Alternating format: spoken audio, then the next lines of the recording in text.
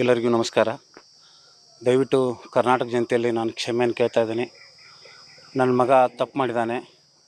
ಇಡೀ ಕರ್ನಾಟಕದಲ್ಲಿ ನನ್ನ ಒಂದೇ ವಿನಂತಿ ಅಂದರೆ, ಕಾನೂನು ಏನು ಶಿಕ್ಷೆ ಕೊಡುತ್ತೆ ಅದನ್ನು ನಾನು ಸ್ವಾಗತಿಸ್ತೇನೆ.